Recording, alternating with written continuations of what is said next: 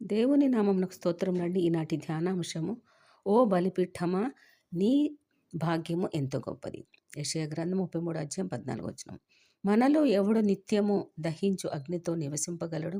మనలో ఎవడు నిత్యము కాల్చుచున్న వాటితో నివసించును? బలిపీఠము యేసు ప్రభువే. ఆ ఇత్తడి బలిపీఠము మీద ఆకాశము నుండి దిగివచ్చిన అగ్ని మండుచూ ఉంటుంది. ఆ అగ్ని క్రీస్తే. నీవు బలిపీఠముగా మారుటకు ఇష్టపడ్డ క్షణమున నీవు కోయబడి మేకులతో బిగించబడి ఒక పెట్టిగా తయారవుతున్న క్షణమున నీకు తెలియకుండానే నీ ప్రక్కన ఇత్తడి రేకు సిద్ధమవుతుంది. నిన్ను ఒక కవచముగా తయారు చేసేవాడు ఒకడు తయారవుతాడు. నిన్ను కాపాడేవాడు ఒకడుంటాడు. అగ్ని వలన నీకు కష్టం కలగకుండా ఒకడు కాపాడతాడు. అగ్నిని వద్దు అనుకోలేవు, అలాగని తట్టుకోను లేవు. అగ్నితో సహవాసమే క్షేమము, భద్రత. ఆ అగ్నికి కర్రకి మధ్యలో ఇత్తడి కావాలి. ఆకాశమునకు బలిపీఠమునకు మధ్యలో ఏమీ లేదు. ఆకాశము నుండి నేరుగా అగ్ని దిగి వచ్చే ఏకైక అనుకూలత కలిగినది బలిపీఠం మాత్రమే. ఆ బలిపీఠముగా బ్రతికితే ఎంత భాగ్యము కదా.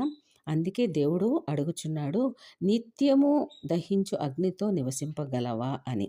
నిత్యము కాల్చుచున్న వాటితోనే సహవాసము చేయగలవా అని. సహవాసం చేయగలిగితేనే, నివసించగలిగితేనే అభిషేకం పొందగలవు. ఎలీషాని ఆత్మీయ తండ్రి అయిన ఏలియా అడిగాడు, నాన్న నీకు ఏమి కావాలి అని అడిగాడు. అందుకు ఎలీషా 2 రాజుల గ్రంథం 2వ అధ్యాయం 9వ వచనంలో, నీకు కలిగిన ఆత్మలో 2 పాళ్ళు నా మీదకి వచ్చినట్లు దయచేయమనెను. నీ ఆత్మ కావాలి. 2 అంతులు వచ్చేసింది ఎలీషా మీదకి. ఏలియా ఇచ్చిన దుప్పటి చిన్న ముక్క చింపి కొడితే యోర్దాను 2 పాయలుగా చీలిపోయింది. మొత్తము దుప్పటి వాడలేదు. ఆ ఆకాశపు అగ్నిలో నుండి వచ్చిన దుప్పటి కావాలి. అగ్నిలో నుండి వచ్చిన దుప్పటి కావాలి. వాడబడిన పాత దుప్పటే కావాలి.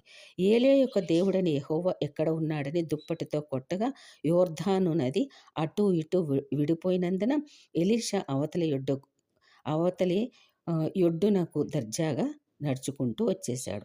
నీ మీదకి దేవుని అగ్ని అనే అభిషేకం వస్తేనే కానీ ఇటువంటి గొప్ప కార్యాలు చెయ్యాలి అని అంటే, యోర్దాను నదిని దాటాలంటే ఆత్మను పొందుకోవాలి. నిత్యము దహించు అగ్నితోటి సహవాసం కలిగి ఉండాలి. ఆ దహించు అగ్ని మన క్రీస్తు కదా. అప్పుడు పరిష్కారం కలుగుతుంది. అందుకే ఆత్మవశంలోనికి వెళ్ళిపోవాలి. ఆత్మ పొందుకుంటే, దేవునికి నీ జీవితం అప్పగించుకుంటే నీకు తెలియని రీతిగా ఒక బలమైన అభిషేకం వచ్చేస్తుంది.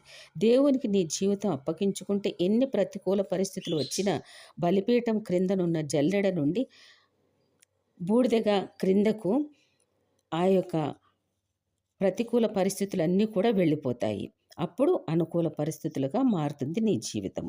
బలిపీఠముగా మారినప్పుడు ఎంత భారమునైనా మోయగలగాలి. దేవుని అగ్నిని తట్టుకోగలగాలి.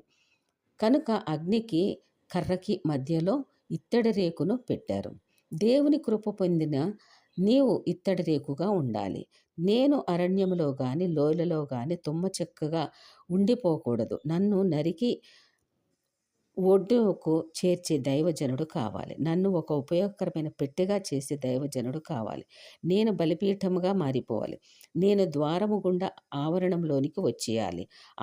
ఆలయములోనే ఉంటాను. దేవునితోనే జీవిస్తాను. దేవుని సేవకు సమర్పించుకుంటాను. దేవునితోటే సహవాసం కలిగి ఉంటాను. దహించు అగ్నితో బలిపీఠం మాత్రమే సహవాసం చేయగలదు.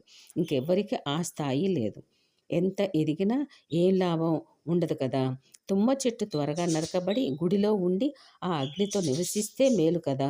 అందుకే దేవుడు ఇటువంటి అగ్నితోటి సహవాసం కలిగి ఉండడానికి, అగ్ని అని యేసుక్రీస్తుతో సహవాసం కలిగి ఉండడానికి దేవుడు మనందరికీ కూడా సహాయము చేయనుగాక. ఆమేన్.